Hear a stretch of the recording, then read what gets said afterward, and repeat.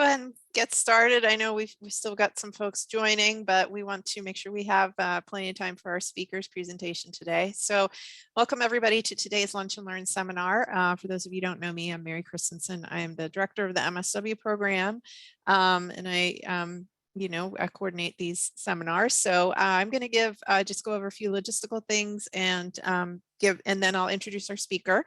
So if you have been to our Lunch and Learn seminars before, welcome back. If you're new, welcome. We're excited to have you all here. So we are going to be, a couple of things. So this seminar is approved for an hour of continuing education credits for licensed social workers in West Virginia.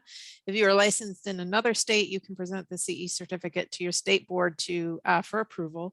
We will be sending out CE certificates via email after the seminar. They usually come within the week after. So if you give it about a week before you reach back out to us if you haven't received one.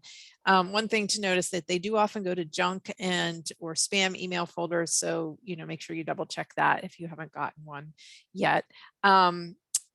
We will be tracking attendance via Zoom, so you do not need to type your name in the chat or do anything else to get credit. But as long as you're registered via Zoom. Our speaker today has said that questions are fine. And if you have questions throughout, to just type them in the chat. Sarah, my GA, and I will be monitoring that and introducing questions as there is time to do that.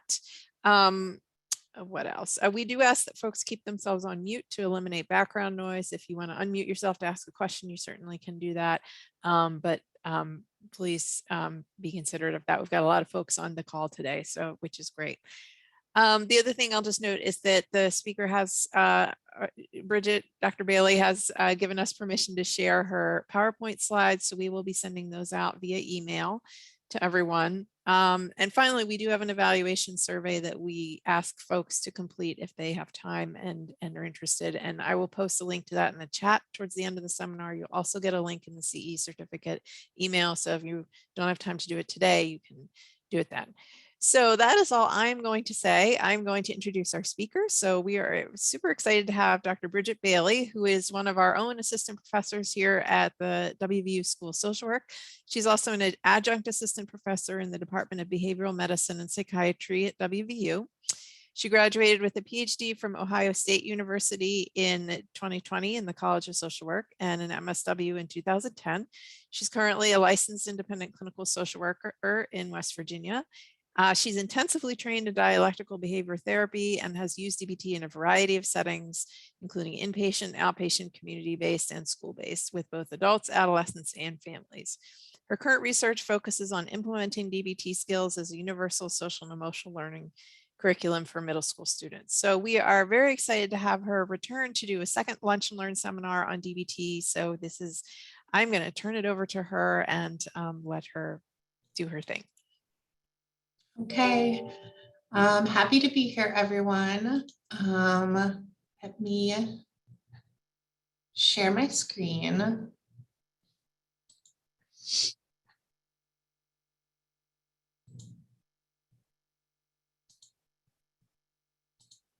Okay, so yes, this is kind of a continuation of the DBT Lunch and Learn I did last year. So at many DBT trainings, the focus is on the skills training, on the different skills of DBT.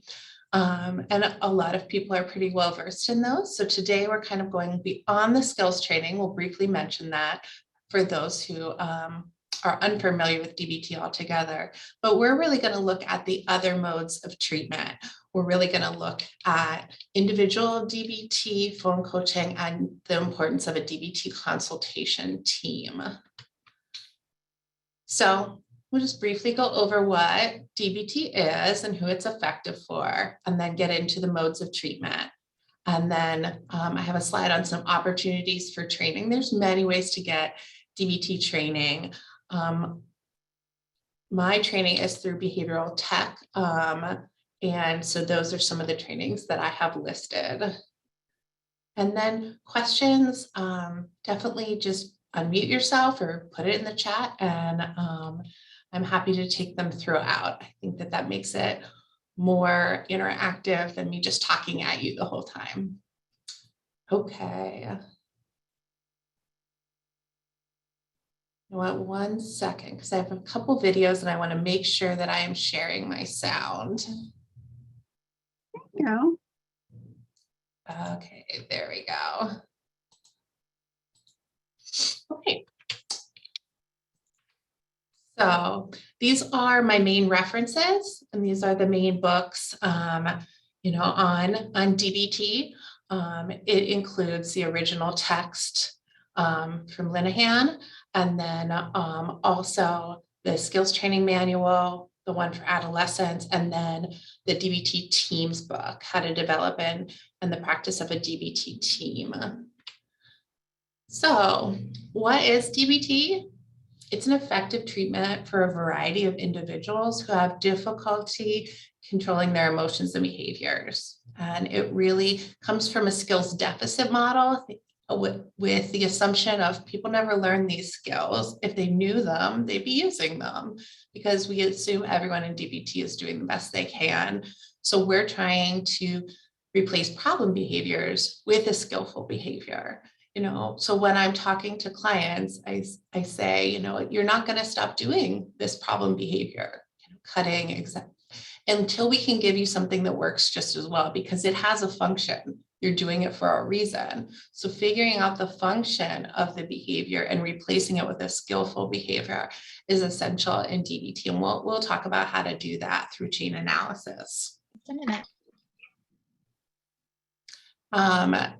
So it's really, DBT is also, we don't want to get rid of our negative unwanted emotions. It's how do we feel them and feel them fully without suppressing them, but not acting on them in ways that are going to get us into trouble. And then there's also those relationship skills. And the whole goal is to create a life worth living, which can be different for every different person. Many people say there's people in their life that make life worth living. Some say that they have some goals that they want to reach, pets, as like those animals love us unconditionally. One person told me that what makes life worth living is they want a green kitchen. And I was like, okay, let's get you that green kitchen. So what else is DBT? It's supportive and collaborative. It's behavioral, it's changing behavior and thoughts, but it also balances acceptance and change. And we'll hear from Marsha Linehan about how she came up with DBT and the balance between acceptance and change. I started working with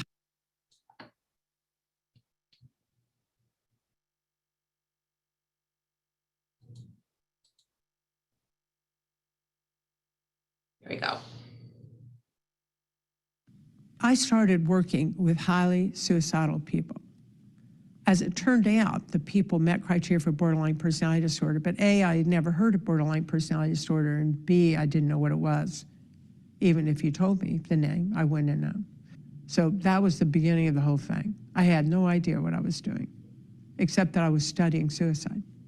What happened was standard behavior therapy of the 1970s and early 1980 blew up. And the main reason it did is because what it requires for it to work is for a person to come in and you be able to say, okay, here's the problem and here's what we'll do to change it. And for the person to say, okay, I'll try that. But the people I was dealing with immediately said, you're saying I'm the problem. And so they were so sensitive to any invalidation or statement that they were the problem that the treatment blew up. And they would either get angry at me, hide behind a chair, storm out, quit therapy, yell and scream, cry, or say they're going to kill themselves. So it didn't take me too long to figure out this was not going to work out. So I thought, okay, we're going to switch to a more acceptance-based treatment. So I'm going to validate and be very accepting. So I tried that. That blew up also, because then the patient said, you mean you're not going to help me? You're just going to listen to me?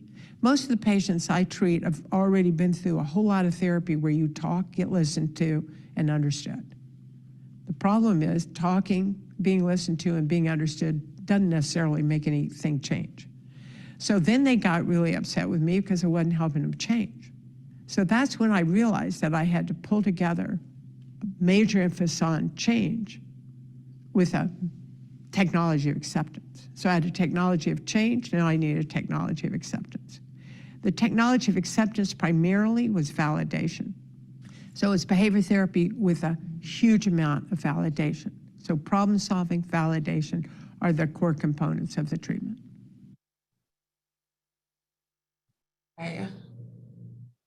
So I like that because we just get to hear from Marshall Linehan, the creator of DBT, about how it came about and how it's different than other therapies. Dialectical behavioral therapy is a form of cognitive behavioral therapy, but the balance between acceptance and change is part of what makes it unique.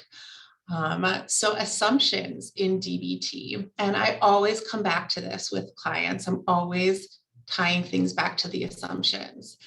And we say assumptions aren't things we can prove, but we are agreeing to abide by them anyway. And it's that clients are doing the best they can. We also try to extend this to all people are doing the best they can. That's really hard to wrap your head around when some people in your life have really hurt you and caused you harm. But it leads to less suffering when we can conceptualize that someone is doing the best they can, even if it's not good enough. But we start with that the client's doing the best they can, and everyone in DBT therapy is doing the best they can. We also pair that with that everybody wants to improve and that they need to do better, try harder, and be more motivated to change. So there's the dialectic in DBT. Dialectics is really just that fancy word for two things can be true at the same time, that people are doing the best they can and they need to do better, try harder, and be more motivated to change. Both can be true at the same time. And we're using that and word instead of but, as but usually negates what was before. If we're saying you're doing the best you can, but you need to do better, it's different than you're doing the best you can and you still need to do better and try harder. So it's also that you must learn these new behaviors in all relevant contexts. So you can't just use them in skills group or in therapy. You need to use them in all parts of your life. DBT becomes a lifestyle. I talk about it's the difference between like a diet and a lifestyle change. There's some therapies that are kind of quick and dirty, short term, and can be very effective for certain things. But DBT is changing your whole way of thinking, feeling, and doing. And then also clients can't fail DBT. There's many clients who come to DBT who say, that their therapist said they weren't trying hard enough, they didn't want to change, they didn't want to get better, so they've even been invalidated by the mental health system. So we really put it back on the therapy and the therapist. The therapist can fail, and the therapy can fail, but the client cannot fail.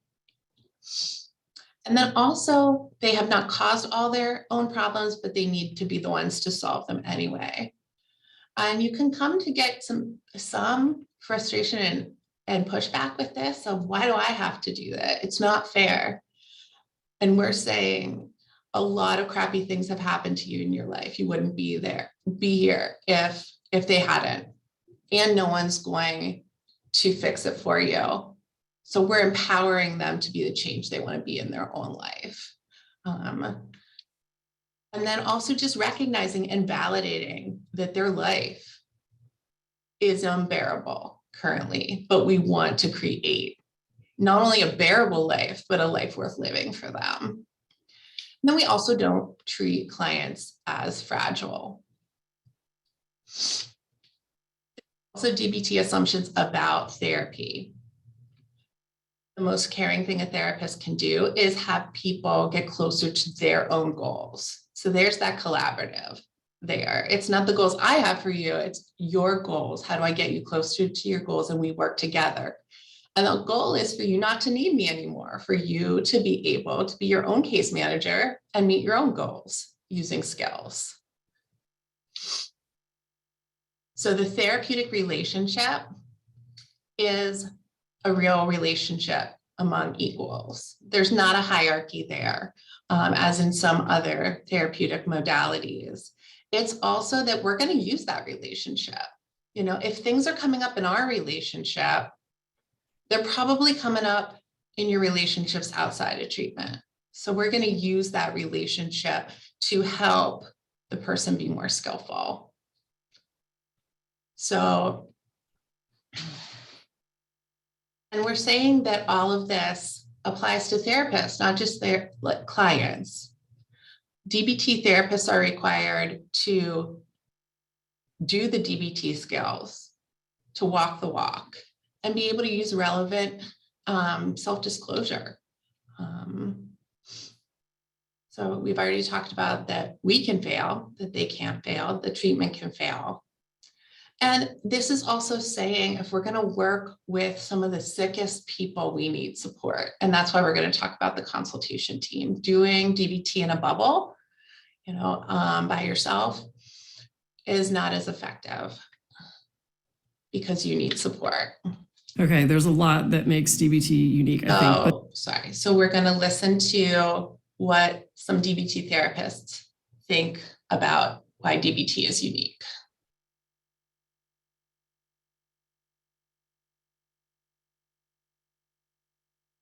Okay, there's a lot that makes DBT unique, I think. But the first thing that jumps to mind for me is the equality in the relationship and the genuineness of the therapist. It's a real relationship between two people. What most comes immediately to mind when you ask that question is the compassionate stance towards the clients. I think that the most unique part of it is that it changes you as a person. Opposed to a lot of other therapies, it is not trying to be one size fits all. In DBT, the assumption is that if the treatment doesn't work, it's because the treatment failed or the therapist failed.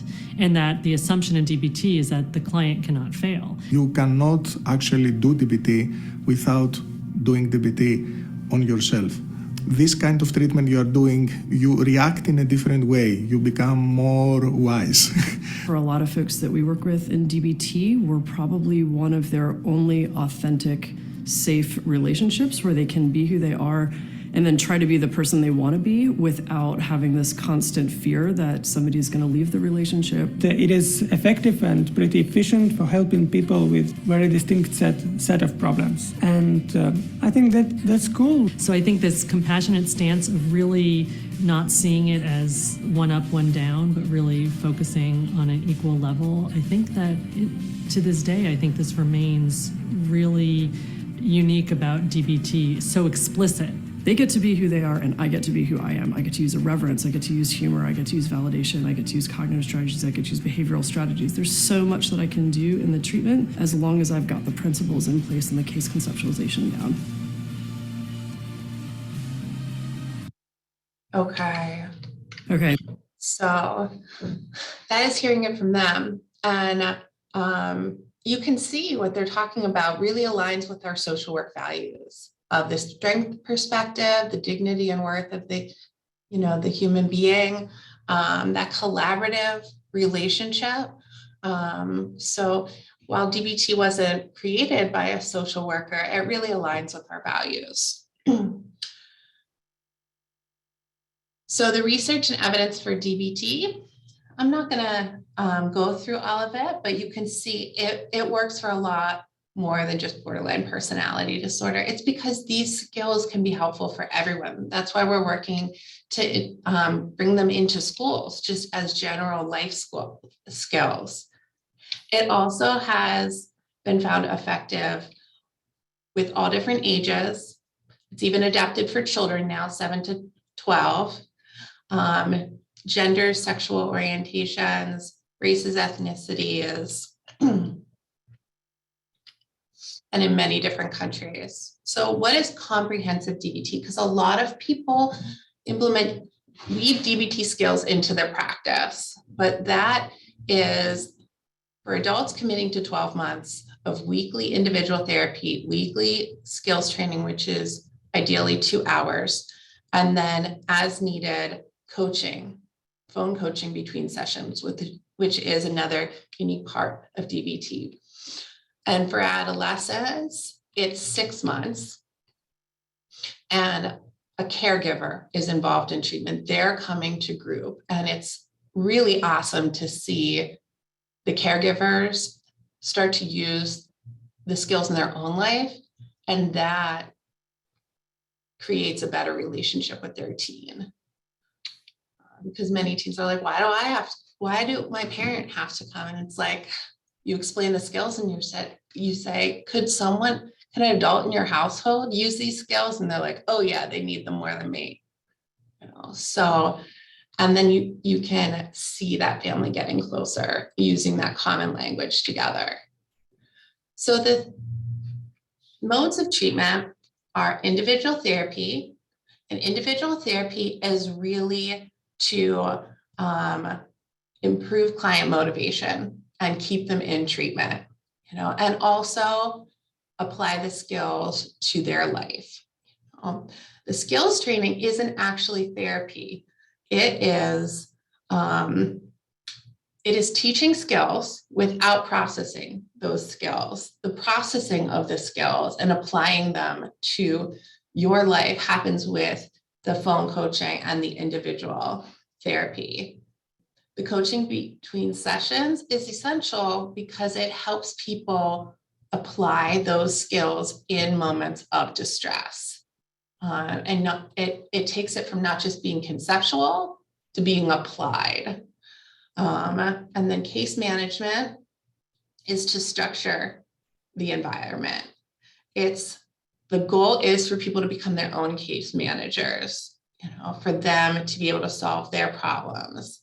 And then the consultation team, and that's therapy for the therapist. That's to enhance therapist capabilities in DBT, work on fidelity to the DBT model, which we know if you do DBT with fidelity, which is the way it was intended and is in the manual, you get better outcomes.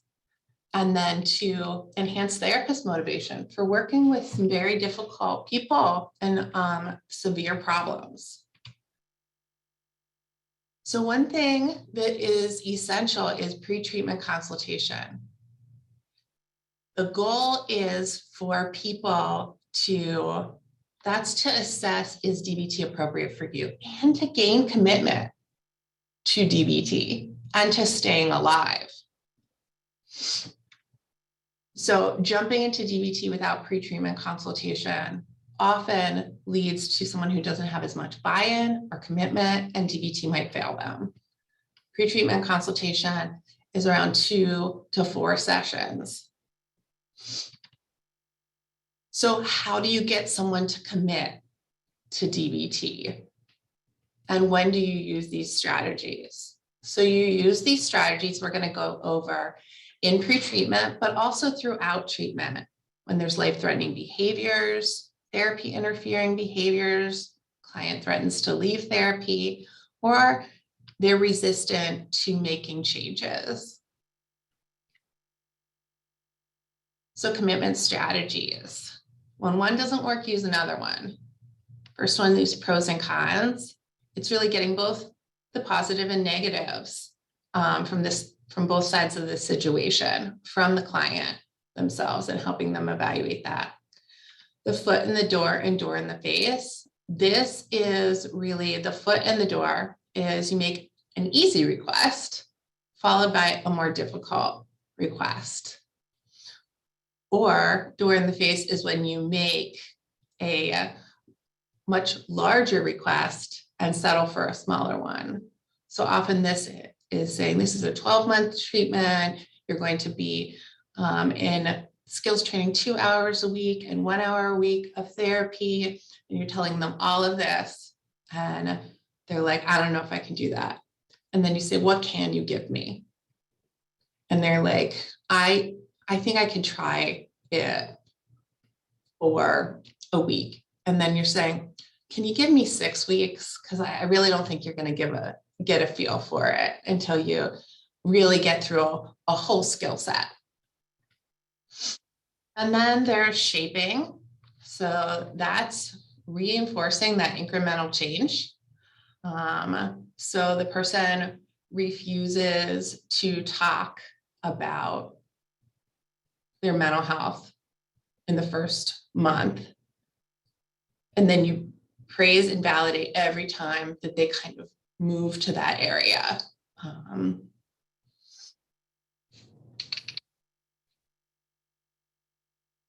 And then connecting present commitment to prior commitments.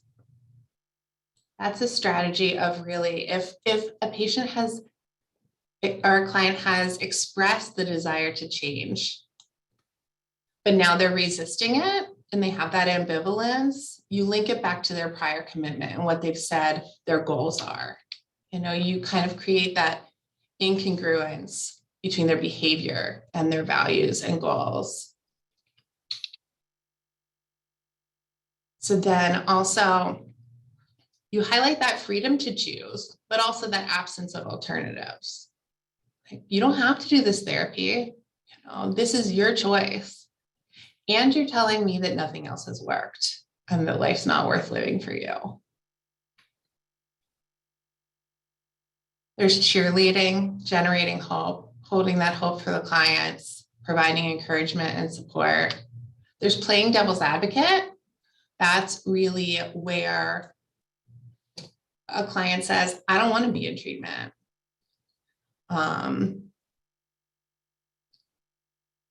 Or the client, that's really trying to get the client to say they want to be in treatment. You're saying, why would you want to be in treatment? This is a really in-depth therapy. It is a huge commitment. There is a lot to do, you know. Why is it worth it to you? And then they kind of sell it back to you. You can't be so extreme, though, that they're going to agree with you. And then there is extending. And extending is when you pay attention to one part of the communication. So the client comes in and they say they broke up with their girlfriend. And they say that they're going to kill themselves. And you only pay attention to, I'm going to kill myself, and talk about, do we need to call an ambulance? Do we need to get you to the hospital? What is your plan? They keep coming back to the breakup. And when I keep bringing it back to killing themselves, they say, okay, I was just exaggerating. I'm just really upset over this breakup.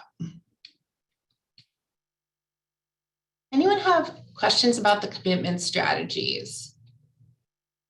Because gaining that commitment is essential in DBT. So there's a note in the chat, Bridget, that says, is it like stages of change, contemplation strategies? It's a lot like motivational interviewing. It's a lot like, where is the person? How do we meet them where they're at? And how do we figure out what are your goals and move you towards those goals? Good question. There's a lot of overlap, but without using those techniques, those commitment strategies, that motivational interviewing, stages of change, you're just jumping right into the therapy and that person might not be there with you yet.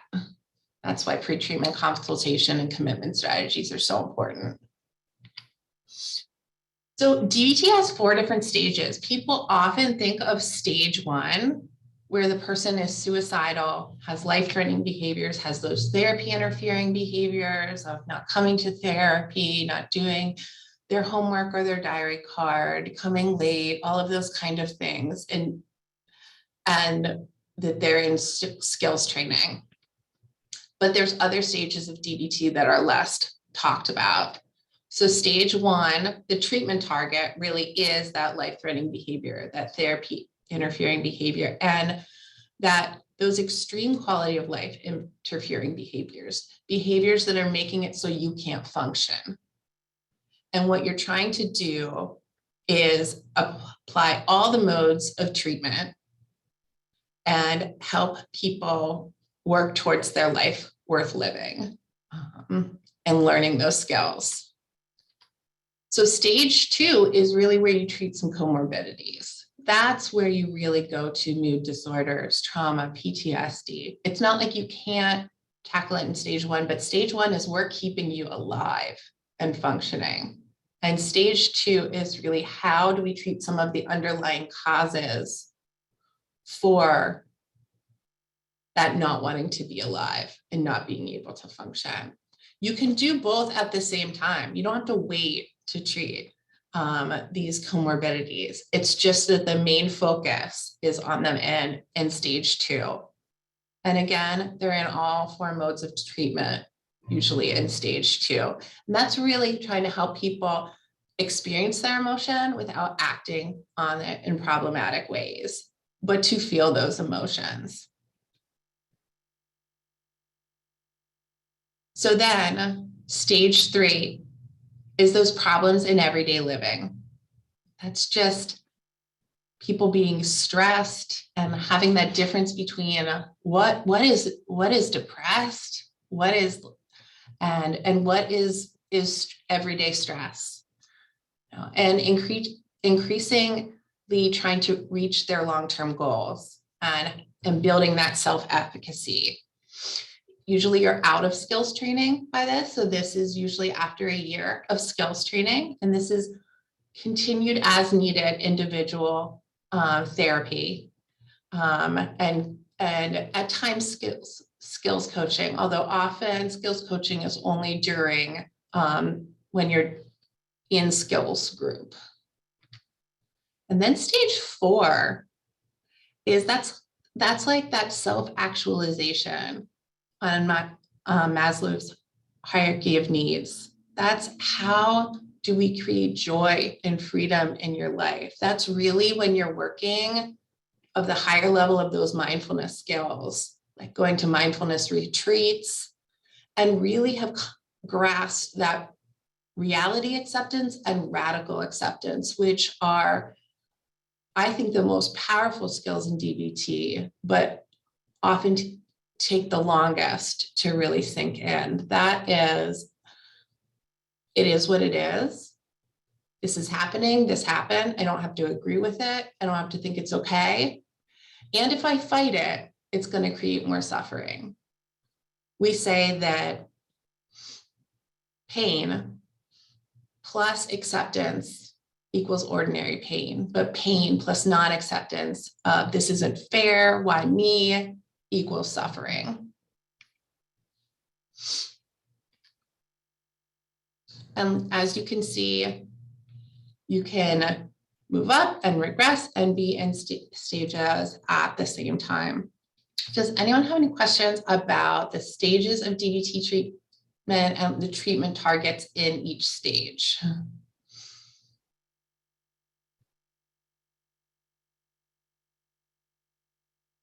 So the goal really is to get beyond stage 1. And this is another way of looking at it. This is a house of DBT with the different stages and the different treatment targets.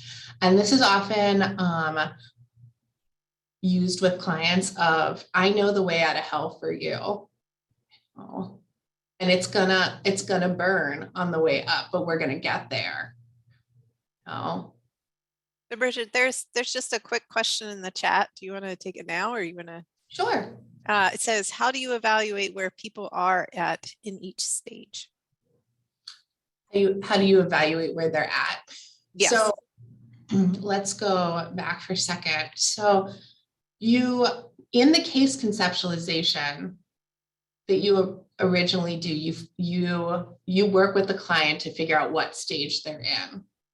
Okay, because some people will come to DBT, especially, the people who aren't as highly suicidal, but could still use the skills in stage 2 or even stage 3. So you decide what stage that somebody is at. And then you have a treatment plan with goals on how to get to the next stage.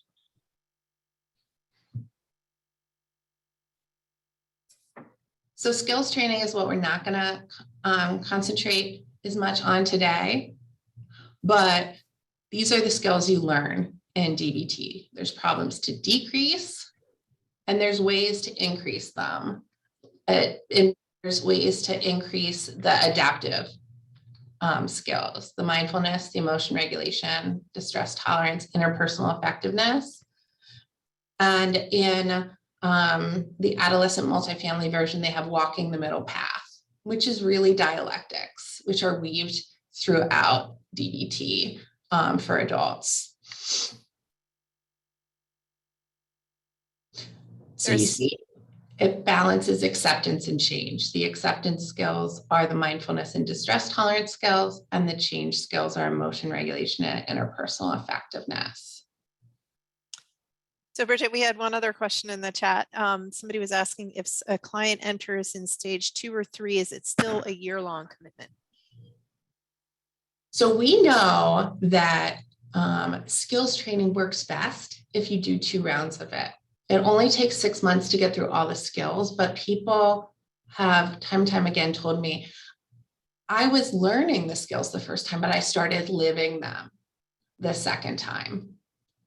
But we do have evidence that skills training alone works for some people. So figuring out what stage they are in, the person could go through skills training, and there's some modified formats. So in the manual, it will show you how to get through the skills even in 12 weeks, but you'd have to assess what stage that person is in to be able to condense those skills and get through them faster. We know that if people have the full year of treatment, they do better.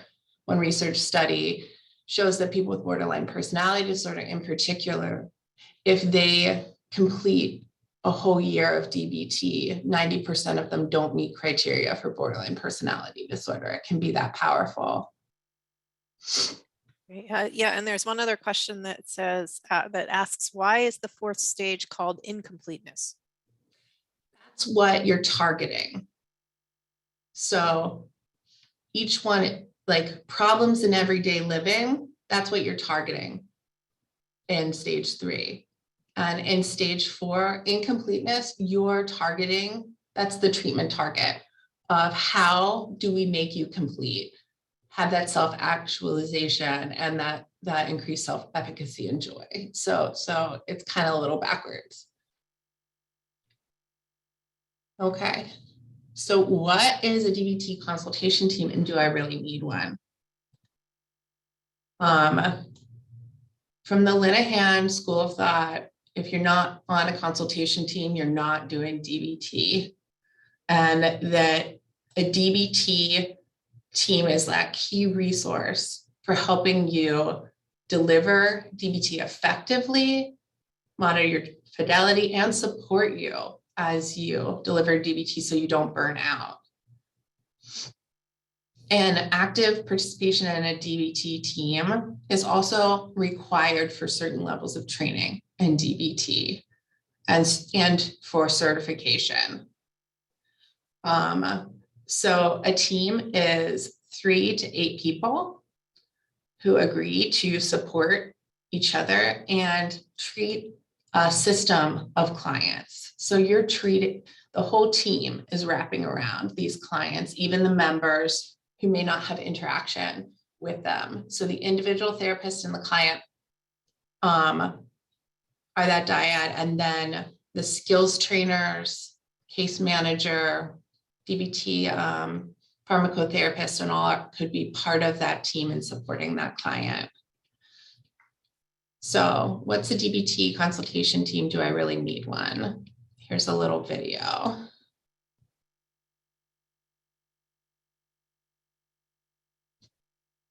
This is from Behavioral Tech's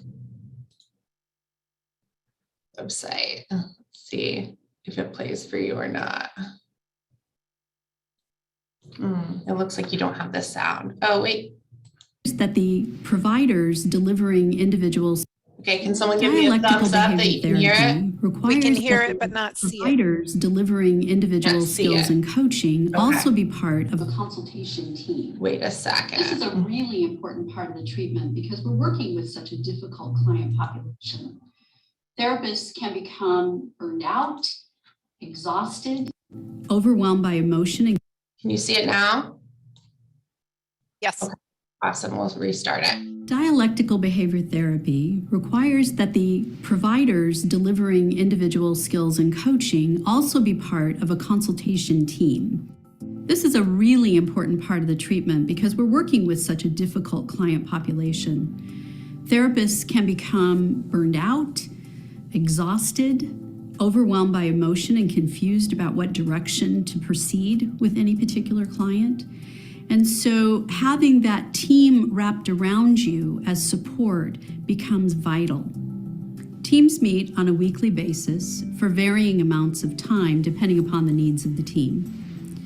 They may meet in person or online.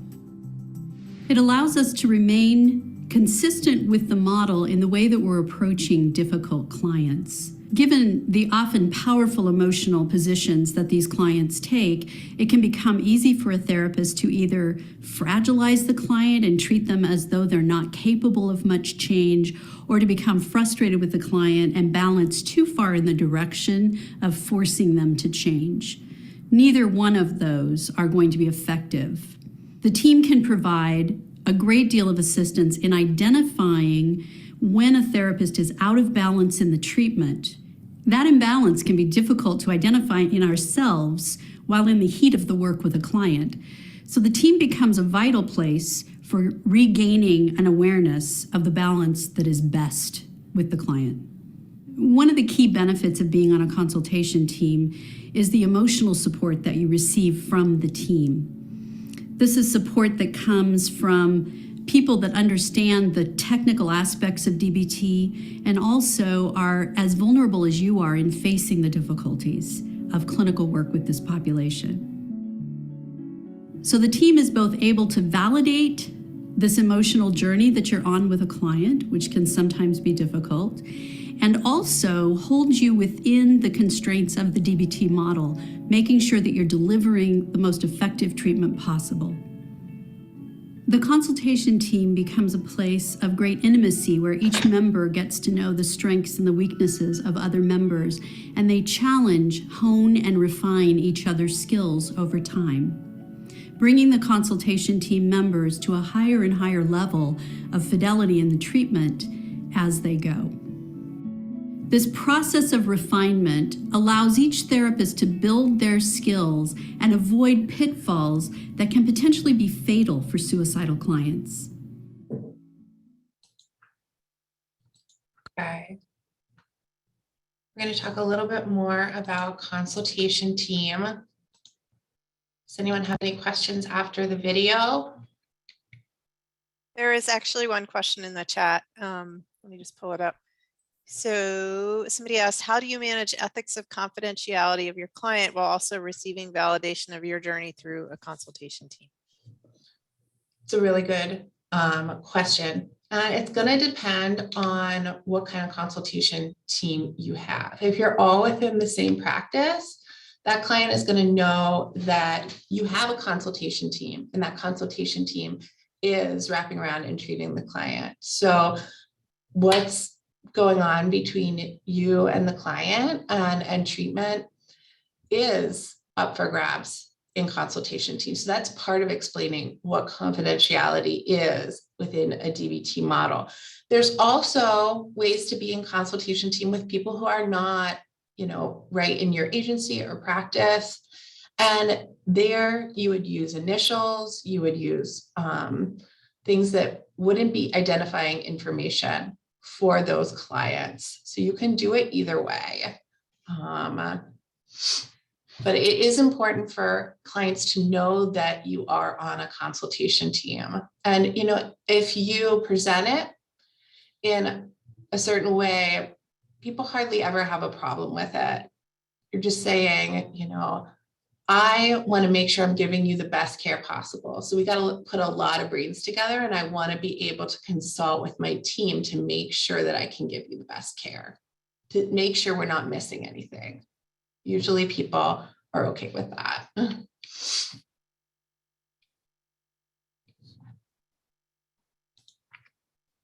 Okay. So what makes a DBT consultation team different? It's that community of therapists treating a community of patients. It's therapy for the therapist. So like consultation team, you have the same expectations as a client would coming to therapy. If you're late, we're going to analyze why you're late and do a chain analysis. And it's not as punishment, it's so that you are being held to the same standards as the client. It's dialectical because it's making you be vulnerable, as well as if you're requiring vulnerability from your clients. So this is what a DBT consultation agenda would be like: doing mindfulness, reading a team agreement. We'll briefly go through those. Any chain analyses, developing agenda, usually on the hierarchy of what you're targeting. So the first thing you're going to go through, you're going to have on the agenda is life-threatening behaviors, then therapy interfering behaviors, quality of life interfering behaviors. And then you can get to some of these other topics. And ideally, it's more than an hour so that the second part of meeting can really be reviewing and learning the skills so that you can better do it to fidelity. So consultation team agreements, everyone has to go through a consultation agreement before, like a pre-treatment session before joining a DBT team. So you're agreeing to several things. The dialectical agreement is that you're willing to see those varying viewpoints, that there's no absolute truth, that two things can be true at the same time. That consultation to the patient agreement is that we're not agreeing to not treat them as fragile and members of the team. The consistency agreement is to accept diversity and change as it occurs. And observing our own limits is that everyone has different limits. We're going to talk about that with phone coaching. It's okay if one therapist has different limits than another therapist. People in real life have different limits and boundaries, and that's just showing that this is a real relationship. But we're agreeing not to judge or criticize those limits. If one person says, I don't do phone coaching after hours, we're not going to judge or criticize and be like, I do 24/7 phone coaching. And then that phenomenological empathy agreement is really that empathetic interpretation of the client's behaviors and our own, that assumption of everyone's doing the best they can. And then the fallibility agreement is that we all make mistakes, and to truly embrace that with compassion, but also that humility of when we make our own mistakes, which you share with your clients. You know what? That didn't sit great with me about when I said blank last session. I just want to check in about that because I think I could have said that better. That you're showing them that there's not that hierarchy there. You're showing them there's that humility and fallibility within a real relationship. How do you get a team? You can join an existing team. So there's a teams directory through behavioral tech, or through, you can form a team with your existing colleagues in the same practice setting like we were talking about. It could also be with outside of your practice. It could be a virtual team. People are now meeting from around the country, possibly around the world, in DBT consultation teams. And also when you attend a DBT training, they often help you form a team if you don't have one. Those introductory trainings, they say, who needs a team? Can you guys team up and be a team together?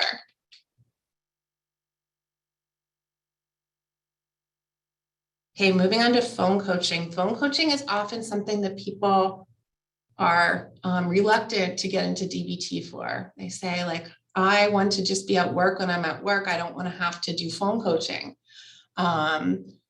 but it can be really essential to DBT, and it can be done in different ways with that flexibility and observing your own limits. Oh, wait, it's the same. I have to reshare the screen again.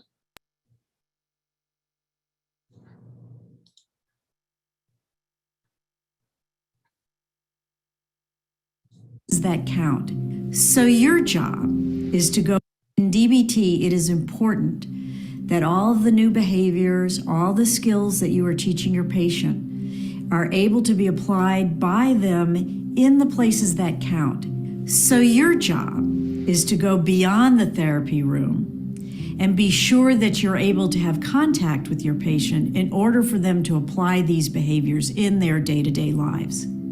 So what that means for you as a therapist is that you need to be available for your patient to be able to reach you between sessions. Usually it's done by phone, sometimes by text, in which your patient calls you for coaching in how to apply those skills when situations arise in your patient's life so that they can learn to change how they handle difficult situations in the moment where it matters. So this is so vital. It is crucial that your patients get coaching from you in order to learn how to apply those new things they're learning to crises in their life, to situations in which applying these new behaviors really matter. So you may be wondering, if you're new to DBT, how will I be able to contact my patients between sessions? The good news is you'll be able to consider your limits. You'll be able to decide how quickly you can call them back or how frequently you can talk to them. And of course, you will have your team to guide you all along the way. You may in fact be surprised to find out that our research shows that our patients don't call us enough. And as a DBT therapist, you may find yourself having to teach your patients to call you more often and at the beginning of a crisis so that you can coach them at applying those skills. I remember one time when a patient I had who was 19 years old called me on a Saturday evening around 7 o'clock. He had frequent fights with his family, and that evening he had an intense urge to punch his mother. Instead, he called me. And within 10 minutes, not only were we able to understand what his urge was, but we could also talk about what skills he could use. He was then able to apply them. And when he came into session that week, he was so pleased with himself that these skills really worked. I can't even imagine how many hours we would have spent in therapy sessions trying to help him figure out how to do just what was needed in a moment like that. So I really want you to think about just how much being able to contact your patient between sessions will enhance the therapy, enhance your outcomes with the patient, and really make you be able to deliver treatment that matters to the patients who need it. Okay, so talking about phone coaching. Phone coaching, again, can look very different. There's rules for phone coaching. It's not therapy. It's meant to be 10 minutes at the most, ideally like 5 minutes. The person has to call you before they engage in the problem behavior, cutting, substance use, whatever their problem behavior, disordered eating. They have to call you before. And if they engage in the behavior, they can't call you for 24 hours because you can't help them be skillful and not engage in the behavior if they've already engaged in it. When they call, they need to say what the problem is, what their urge is to do that's going to be destructive, what 2 skills they've already tried that aren't working for them. Then you quickly tell them, okay, we're going to try these other skills, and they need to be willing to go try them. And they can call you back if they're not working. You don't get called back very often, surprisingly. And like they said in the video, people usually don't call enough. You have to sometimes make it homework for them to call. My own limits were 24/7 phone coaching, but it wasn't what I thought it would be when I originally was thinking about my limits. You know, I told clients, I said that if you call me at 2 o'clock in the morning, I'm probably not going to pick up.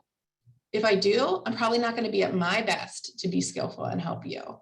You can call and leave a message, because sometimes just reaching out to call and leave a message, clients have said that that is their commitment to, I want to be skillful, I'm reaching out for help. And then they have to give you 24 hours to call them back. Does anyone have questions about phone coaching?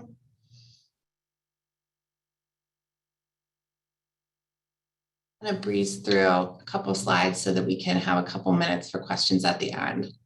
So we already talked about, oh, wait a second.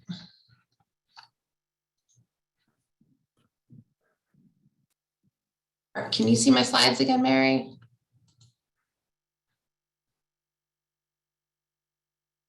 Okay, so we already talked about observing your own limits, and your team can help you observe those limits, and sometimes you can extend them and change them, and your limits can be different with one client than another client because it's a real relationship. Your limits are different with different people. So the last thing I wanted to get into, and we're not going to have as much time, I apologize, is the individual DBT therapy. And particularly, I'm going to go over chain analysis. One thing that's unique about DBT therapy is you use self-disclosure. Again, you use self-disclosure that's going to help the person be skillful, like examples of you using the skills, but nothing that's going to make them worry about you or put the focus back on you. It's just showing that you live these skills too. So a chain analysis, the goal is to figure out what the problem is, what the function of the problem is, and then what's interfering with them being skillful. Okay, so there's different levels of understanding that we're going to go through briefly. It is understanding the chain events, analyzing the chain of events. What's the function of the behavior? The function of the behavior of self-injurious behavior might be communication, to regulate emotions, to counteract dissociation, to get a caring response from people. And then 3, how do you analyze the relationship between different chains of events? So this is a chain analysis. You start with a prompting event, and then you think, what made me vulnerable to this prompting event happening? And what are the thoughts, actions, feelings, emotions that led up to the problem behavior? And what are the consequences of that problem behavior? So here's one that's more filled in.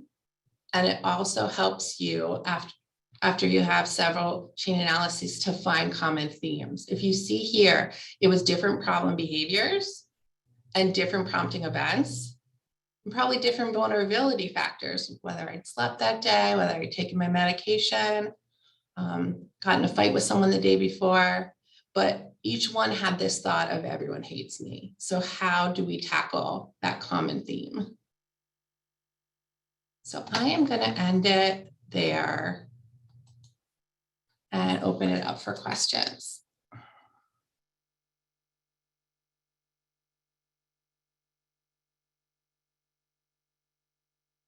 Perhaps people are typing in the chat. Does anybody have a question they want to ask? We have a minute or two left.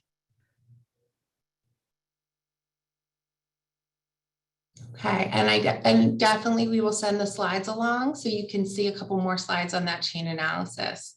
It can be really essential in helping them become that their own case manager, of being able to analyze their own behavior and be able to intervene and change that course of events.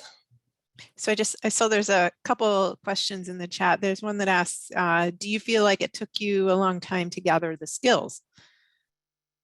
Yes. DBT is a hard therapy, and you know that's why I have over 100 hours of training in DBT, but that doesn't mean that I wasn't still effective and helpful when I had only had very minimal training and was reading the manual, you know, but it really took a while for it to become a lifestyle for me. And now I do it automatically without thinking. People will point out what skills I'm using, and And I didn't have to think to use those skills. And that's what we want to happen for our clients. So it is a huge commitment as a therapist to constantly be growing in more fidelity to the model and using them in your own life. Great. Thank you, Bridget. We are at time, so I'm going to wrap up for today, but I want to thank you for this presentation. It was terrific. And I thank you to everybody who joined us today. There is a link to a brief evaluation survey in the chat. If you have time to do that today, that would be great. And stay tuned for future Lunch and Learns. And thanks all for being here today.